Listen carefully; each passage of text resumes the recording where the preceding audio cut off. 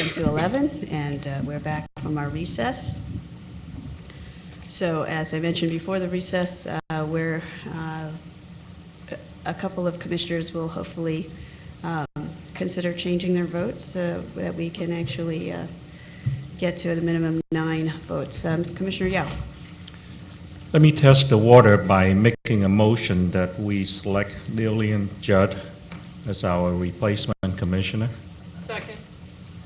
It's been moved and seconded that we select Lillian Judd as a replacement for former Commissioner Elaine Kuo. Any discussion? I have Commissioner Ward. Again, both excellent candidates, and again, we are really lucky to have them both. I really listened this morning, and I think, again, we can't lose with either, but I think that there's for me, in evaluating the criteria, I think that was established as a baseline to create a commission, and it's done a fantastic job. There's diversity in all areas sitting on this panel right now, as you can see by the discussions and the different angles at which we see and apply the criteria. This position that we're voting for now is kind of a unique opportunity with Dr. Kuo's resignation, and I think it provides us an opportunity to look at that criteria, but also as a commission, knowing our strengths, our weaknesses, knowing what each brings to the table, to look at what we can, what would best supplement and would best add to the commission's work and what the people expect from us at the end of this process. I think if we were to just simply apply the criteria as listed, we could have anybody do that. The lawyers could do that. We could have the executive director sit and decide who's geographically absent. Obviously, there's a lot of California that's geographically absent on the commission with just 14 members in such a big state. All of these criteria matter, and they're all important.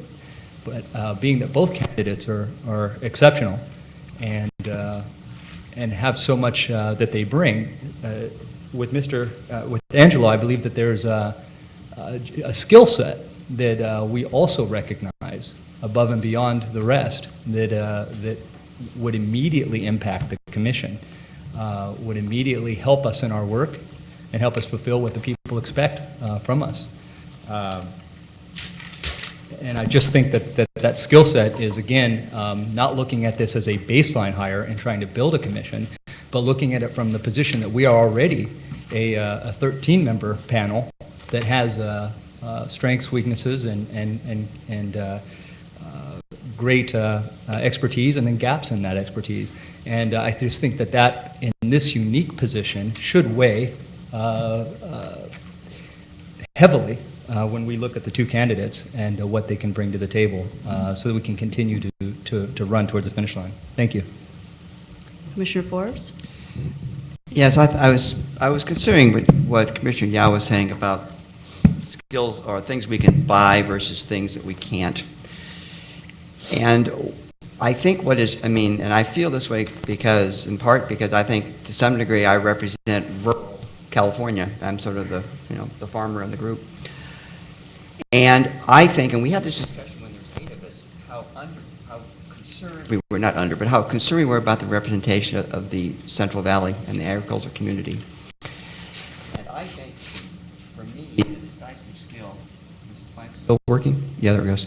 That the decisive skill that we cannot buy is Ms. Ranchetta's experience with the California rural legal assistance. I think that the rural part of California needs to be more represented than it is now.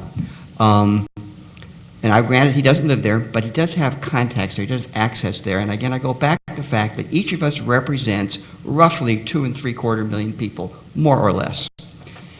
And the Central California coast probably doesn't have more than a couple of 100,000.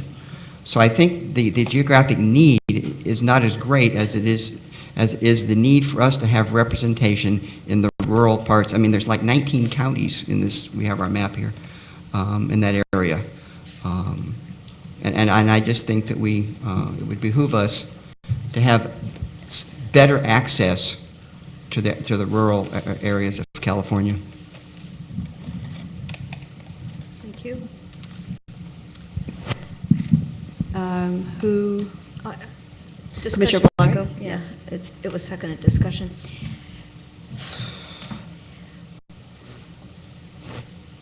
I think Commissioner Ward made some really great points about the opportunity that we have here. I don't see our underrepresentation, I don't see that we're underrepresented in any category right now. I know that there are concerns about picking up parts of the coast, but I feel like there's parts of the state, like in the Northeast, that have nobody, and we're not, and we don't feel that we can't function without that in order to do the job that we have to do. So to me, trying to go down every county and see, pick up here, pick up there, that would not be the basis for my decision, is regional diversity or geographic diversity, because in some ways we have it, and in some ways we're missing it already, and this person doesn't supplement what we're missing as far as I'm concerned, and that's way bigger areas of California. So I don't, and if we're going to talk about other kinds of diversity, I'm not concerned about the fact that, there were concerns that earlier with the random draw, that there was somewhat of an overrepresentation given the population of the state of Asians. I'm not concerned about overrepresentation, of a particular racial group. So diversity right now, I guess I feel like we've got it. And what I would like to hear in the discussion, if it's about diversity, is a discussion about where we're lacking diversity or where we think we're overrepresented or underrepresented in diversity. So let's have that discussion, and I'd like to have that discussion. If we aren't really talking about diversity and we're talking about skill set, then I think let's have that conversation, and then I think I'm looking at the skill set between the two candidates, and I think that I'm looking at a very specific, both have the skills, but we have a candidate that has the skills that are absolutely relevant. And it's like when you do a job hire and you do whatever that acronym is, for skills. Here we have the skill set that's absolutely relevant, not just capacity, but the one that's relevant to the task at hand. And so I really want us to, if we're going to discuss diversity, discuss where we're not diverse or where people think that we're overrepresented, and separate that from the skills discussion. Thank you. I just also wanted to clarify for the public, in the previous voting spreadsheet that was projected, Commissioner Ward and my votes were not recorded. What? So can we correct that? Oh, looks like it is. Nope, still not. So that the final vote was actually 5-7. I just wanted to clarify that for everyone. This may be a breakdown in Google Docs, but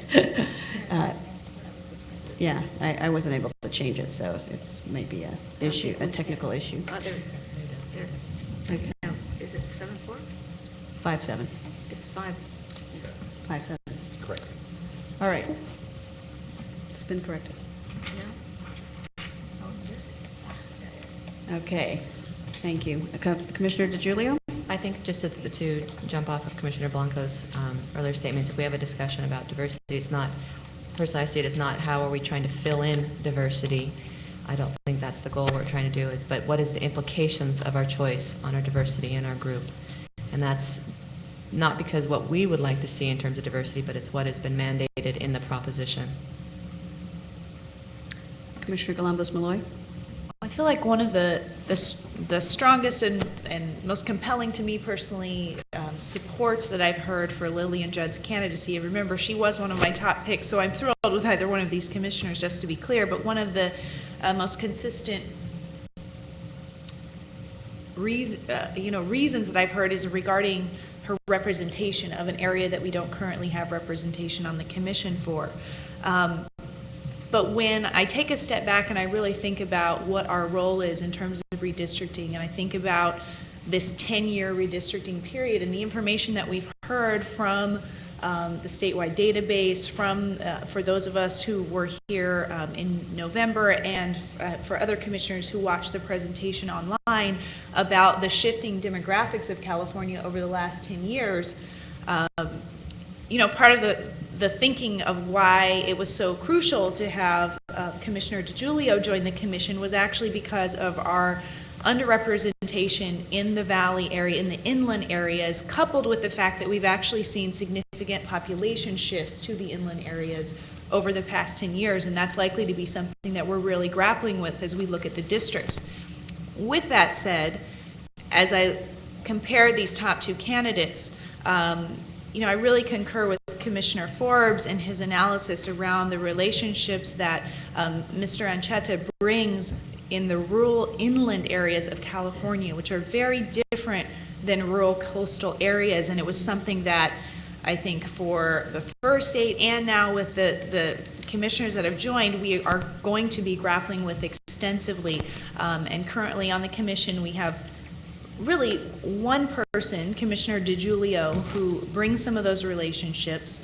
And given the population base, I personally just do not think we can justify using this seat to seat someone on the central coastal area.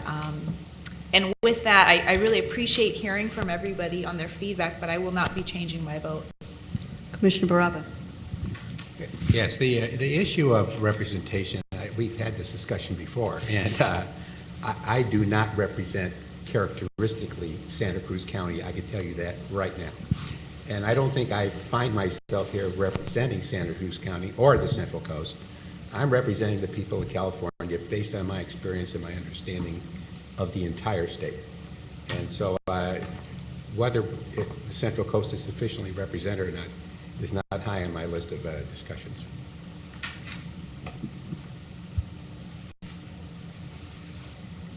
Commissioner Antai?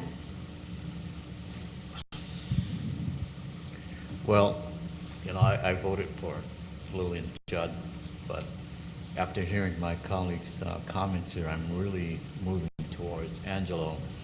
I do think that as we look beyond 6.5 months, the next 10 months, we're going to have a lot of challenges before us in terms of meeting the VRA requirements, and I can see someone of this caliber, Angela, on this commission internally providing some assistance to us, and so I think this in addition to the fact that he's got a number of experiences in the rural areas, I'm persuaded that that type of experience covers a geographic area that is important to us in terms of the central area. Commissioner Yao? Did you have a comment? Would others like to comment? So I'll make a comment. As I mentioned before, this was a really difficult decision for me. So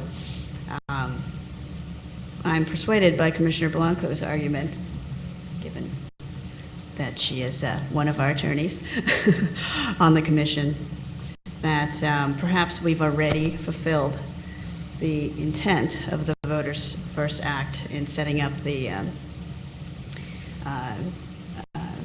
in the selection of 13 out of 14 of the commissioners so far, because I actually do believe we have adequate diversity on all of those factors,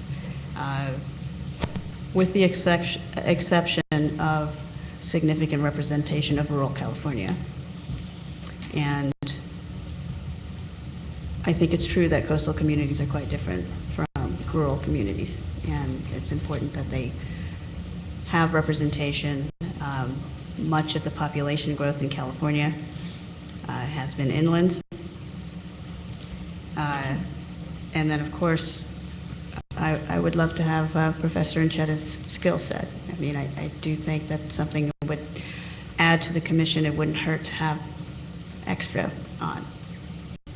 So I have been moved by the arguments of my fellow commissioners.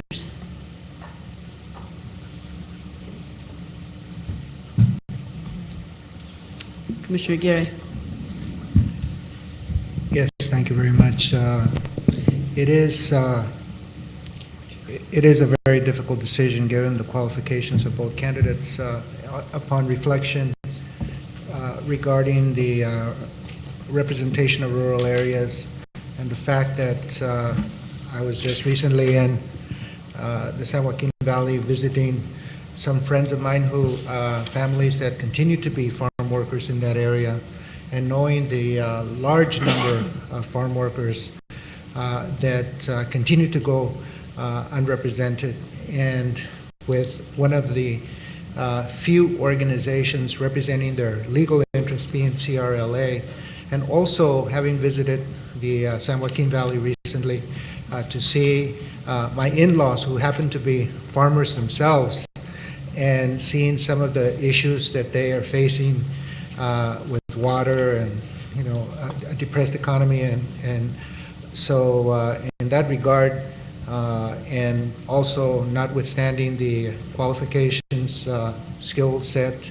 of Mr. Ancheta, then I also will switch my vote from Lillian to Angelo.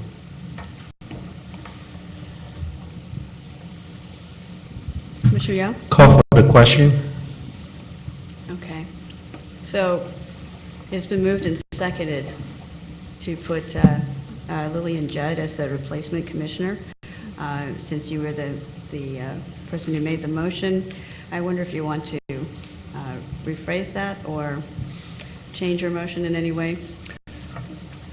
As I said earlier, we're splitting hairs. It's both, in fact, all 7 candidates are exceptional candidates, as is demonstrated by the fact that they all received votes from this commission at the onset of the meeting, at the onset of the selection. We're down to picking one or the other. The way I would propose that we do it, since there's a motion, let's vote on it. If it gets voted down, then we'll motion for the other candidates to be selected,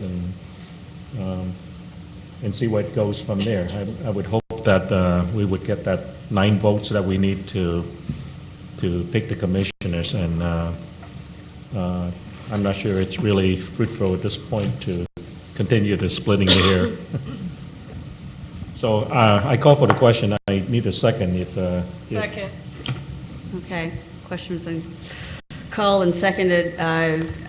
Actually takes a 2/3 vote to. The question was to replace Commissioner Elaine Kuo with Lillian Judd.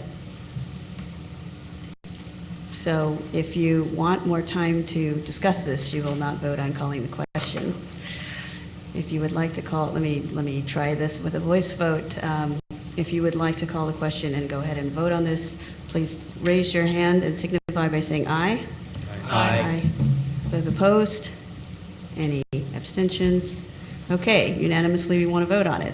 This needs to be a roll call vote.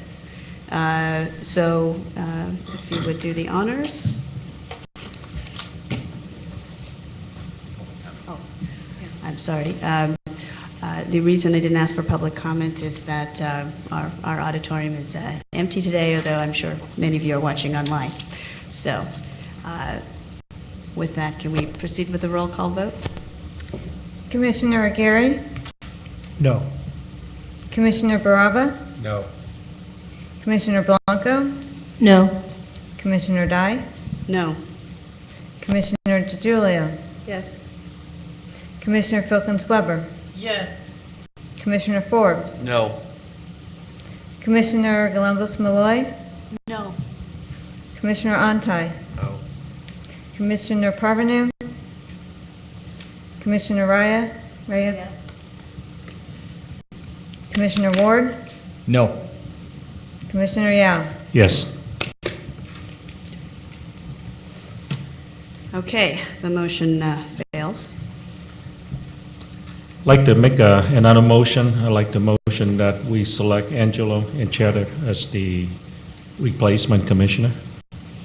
Second that. It has been moved and seconded that Angelo Encheta replace former Commissioner Elaine Kuo. Any discussion? I'll call for the question again, please. Seeing that there was no discussion, I don't think we need to vote on calling the question. So let's make this a roll call vote as well. Commissioner Galambos, Commissioner Aguirre? One comment before I vote. Could we not go alphabetically on every single vote? We love to follow you. Maybe. I was very pleased to see you join the commission. Okay, I'll start this in reverse. So, Commissioner Yao? Yes. Commissioner Ward? Yes. Commissioner Raya? No. Commissioner Parvenu?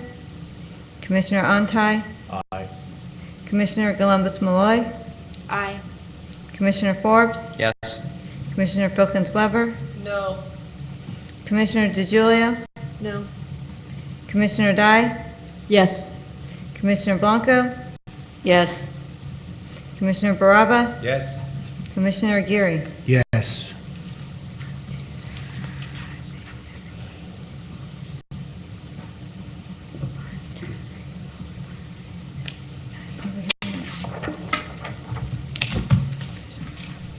I count 9.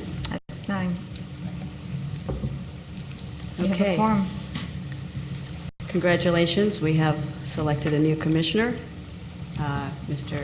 Professor Angelo Encheta. So we direct staff to notify him and make sure he makes plane reservations for Claremont. All right, thank And you. encourage him to watch all the training videos that That's are in right. the archives. Yes, he has plenty of homework. He's a professor, he should be used to that, so. Commissioner Aguirre first, and then Commissioner Filkins Weber. Yes, and to the other candidates, of course, this is a 10-year appointment, and there will probably be the opportunity for the commission to replace any absent commissioners who may retire, resign, whatever. So I would encourage those candidates, as well qualified as they are, to continue with the process. And we will be going on some outreach meetings, perhaps business meetings as well, out to all areas. So we'll be coming to your area, and we would hope that you would continue to be engaged with the process. Thank you. I think well said.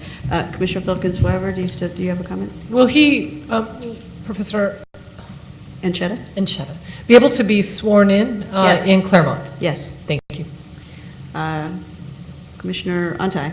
And again, I just want to say to Lillian Judd that we all feel very strongly that she was an excellent candidate, and it was a very difficult choice for us.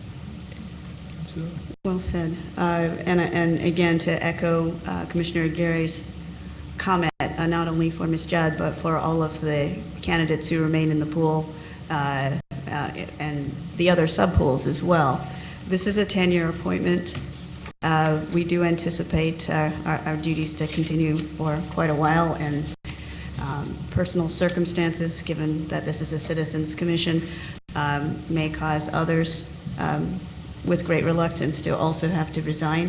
And so definitely encourage everyone in the finalist pool to stay engaged and be active and keep on top, because otherwise you will have a lot of homework at some later point in the process. Okay.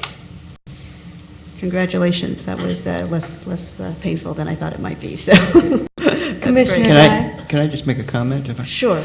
I do want to thank my fellow commissioners for what was a vigorous conversation, and I mean I really appreciate it. It was very candid and open, and I appreciated that.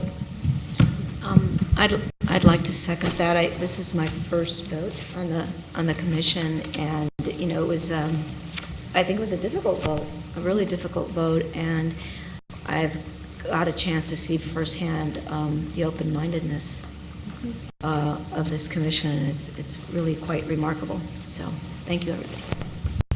Yes, I mean, speaking personally, I continue to be just delighted at the ability of my fellow commissioners to give me new thoughts and sway me, because they're always well thought out and very reasonable. All right, so moving on to other items on the agenda. We have a couple of housekeeping items that we were not able to talk about until today because they were put on the agenda late, and I would like to take care of those. So first up was item number 12, the adoption of commission staff salary schedules. And I believe this has been posted on the website. This was sent out to all of the commissioners in advance. And this is just setting salary ranges for various levels of positions that we may or may not hire in the future, so that staff has something to work from. It's, I believe, fairly standard state government staff schedule. So let me see if there are any questions about the schedule that we can direct to our council or our new office manager, Raul Villanueva, who is sitting in for our executive director, who's working hard on some other staffing issues right now. Has everyone been able to find that? I can direct you to your email. There's an attachment to an email that was sent out before the meeting started. Let's see if I can find which one it was. This is the salary schedule, right? Correct. Yeah.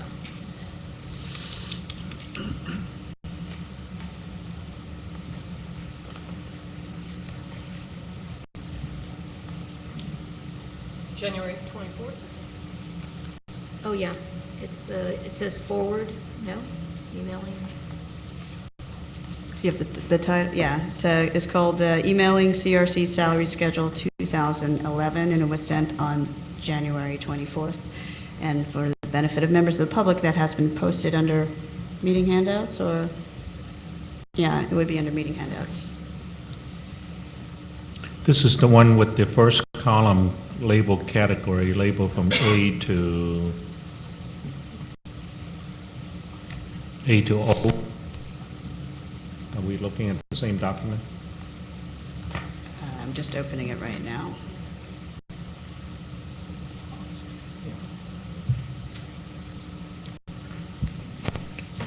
Can I get a clarification? Yes, Or it is. just verification? Sure. The schedule as it was emailed to us, my understanding is that that's based off of an already established state scale. Is that correct? Correct. It's pretty standard state government Thank you. scale. Yes, and it is labeled A through O. And again, this is just to establish ranges for positions we may or may not hire in the future.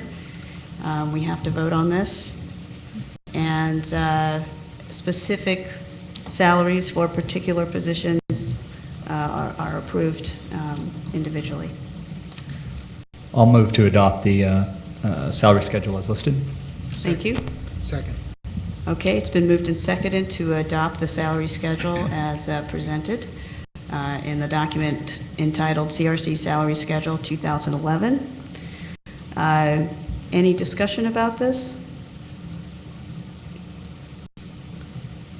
Questions? I have a question. Commissioner Blanco? What are our alternatives?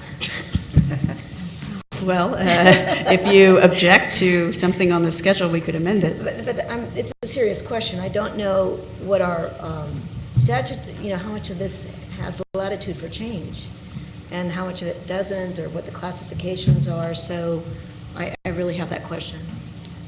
Council?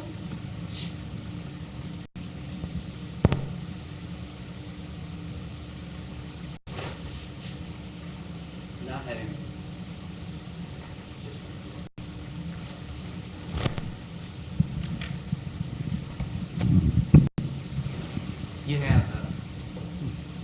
I have a dead mic, sorry. You have the option of setting your own schedules and paying your own salaries. This was, in my understanding from talking to Mr. Claypool, this was what he set up based on if you were a standard state agency, how the salary schedules would go. There was some thought that that would be an appropriate way to deal with staff.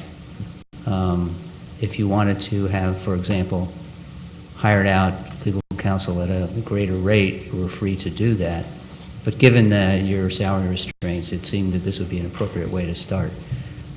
This doesn't box you in at all in terms of consulting contracts. I don't know if that's, I hope that's responsive, I don't know. It is, thank you.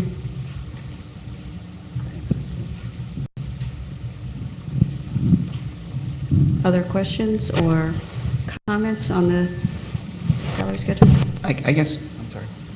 Go ahead, Commissioner Antai. So if we adopt this salary scale, and in the future we wanted to step out of it and look at different salary scales, circumstances unbeknown, could we do that?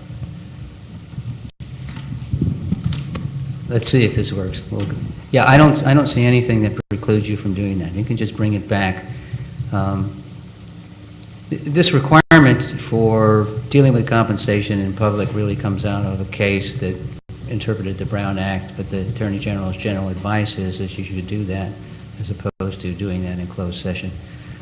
If you want to come back and say, you know, for example, we want to pay X position at a different salary scale or in a different fashion, I see no reason why you're not free to do that. Thank you. Commissioner Forbes? Yes, I just, is this something, I mean, I would, before I approve this, I would like personally to have the Finance and Administrative Subcommittee talk about it and make a recommendation. I mean, I think this is, sure you can come back and change it, but that makes things hard, I think, much harder. And this may be a perfectly fine schedule, but I would feel better personally if the subcommittee would talk about it first before we approved it. Commissioner Yao. Commissioner Forbes, I believe the salary schedule is holding up our offer to the executive director, for example. It may be appropriate for this first iteration to approve something, and then take time out to do it. Otherwise, this may hold up all the positions that we're about to staff between now and the next time that we meet. I'm with you in that it's perhaps appropriate to discuss it further, but on the other hand, it will be holding up work. Then I think what might be a better thing, rather than to approve a general salary scale, would be to approve specific salaries for the specific positions that we're hiring. And then we can, I mean, that will take care of the problem of being able to fill our slots, but we won't have the encumbrance of a full salary scale at that point without prior discussion. The only comment I would have on that is just simply I don't know what we gain from the standpoint of any offers we make on the fly today are probably going to be based off of the schedule. The subcommittee, Finance Subcommittee, is made up of members of this panel that have all had since the 24th to review this document. So if there was any glaring issues, they could be raised at this point. And we also do have, at the end of the day, the freedom to amend it as we need to.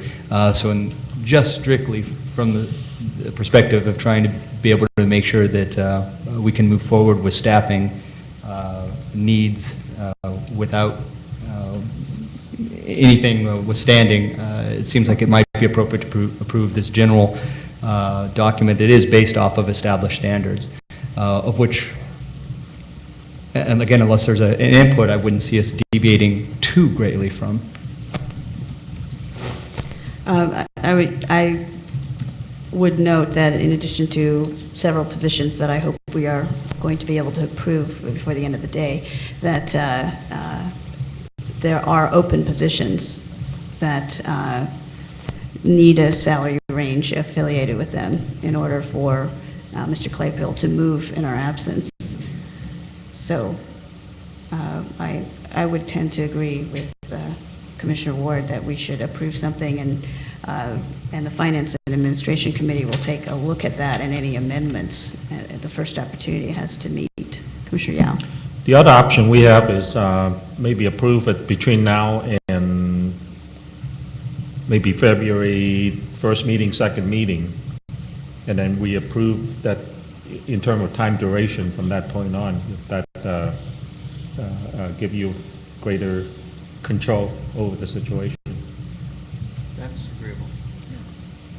Okay. So, So there's, allow me to make the motion approving this schedule. I believe for- we have a motion on the floor already, so. Has it been seconded? I'll second. Yeah, you seconded it already? Okay. Yeah, so Let me try to make an amendment to that motion then.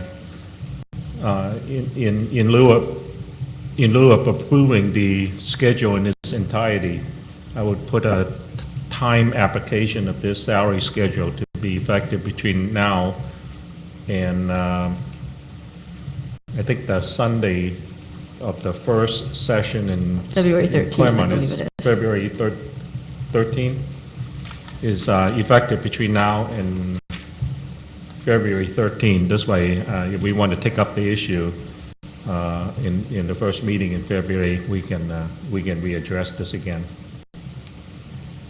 Okay, Commissioner Barata? I have a question to council. Would this in any way make it difficult to make these offers that we've already agreed to? I think at this salary, condition, this amendment?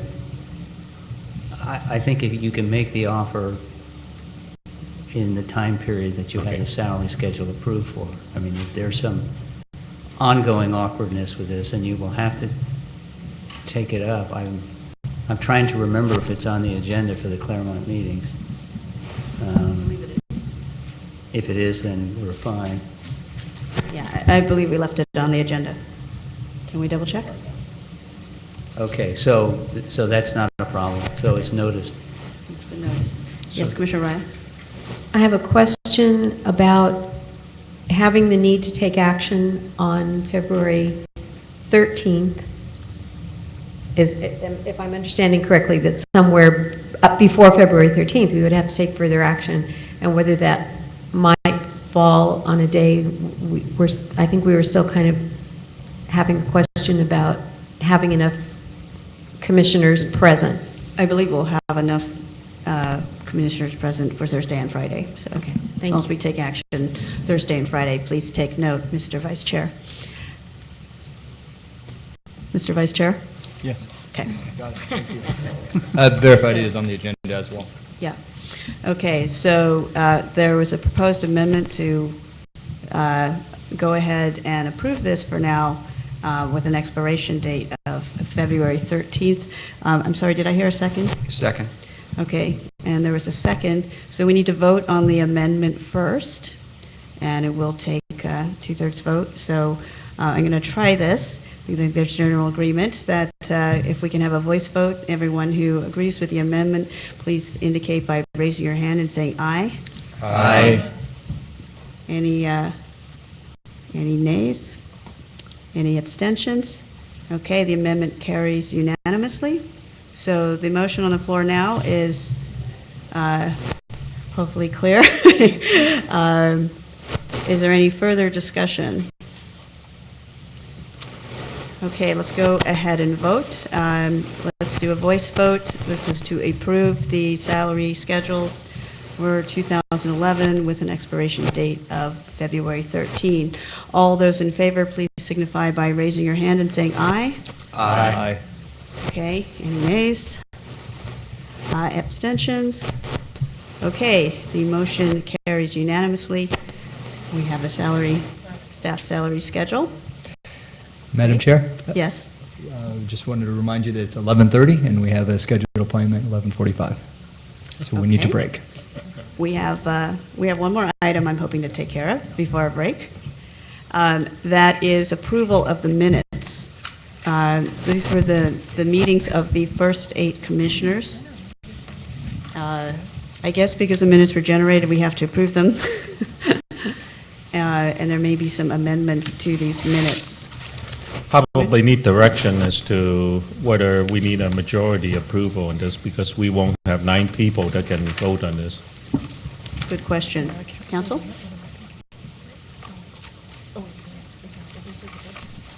It's an interesting question.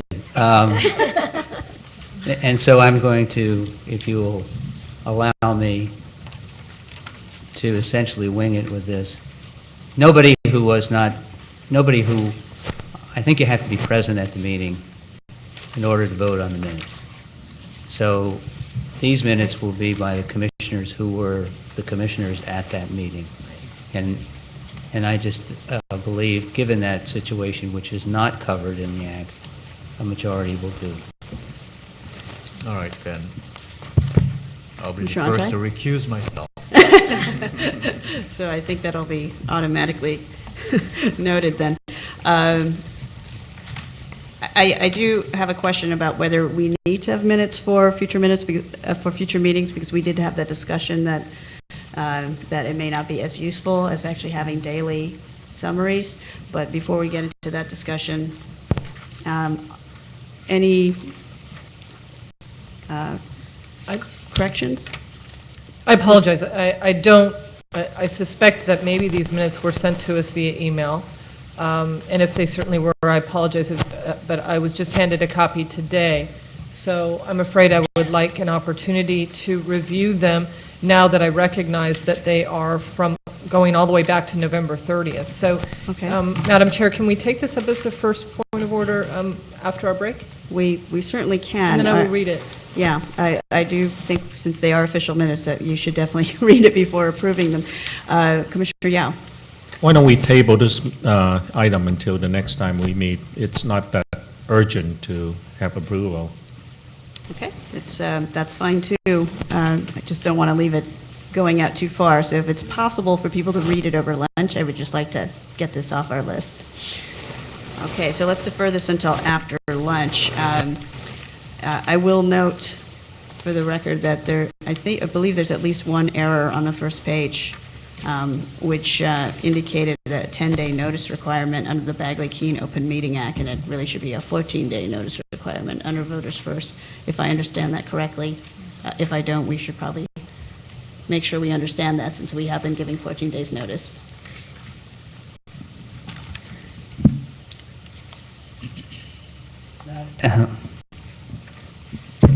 Not having watched this meeting, I'm not exactly sure what this is about. My best guess, and I can find out, is that you didn't have a full commission.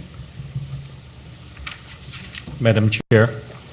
Yes, I think this Commissioner is Yao. a matter of capture of what we did. If we want to correct a misunderstanding, I think we can do it outside of approving of the meeting. I think that's correct. These are, I mean, if you look at these minutes for approval, they are supposed to be a reflection of what occurred Actually at the happened. meeting. Whether it was correct or incorrect, or why it was done, is another thing altogether. Okay, so I don't actually remember if there was a 10-day notice or a 14-day notice that was given, but I just wanted to note that we do have to give 14-day notice under the Voters First Act for the full commission, so we might want to check on that fact, but Commissioner Yao is correct, this isn't particularly urgent, but it is one of those housekeeping items that we want to get out of the way. And then other than that, I think that's all that we have time to take care of before we break for lunch. So let's go ahead and do that, and let's say come back at 1 o'clock. We have a few other items to deal with before our expert presentations at 2 o'clock. Any other thoughts or final words? Okay, with that, let's recess until 1 o'clock. We will see you at 1 o'clock.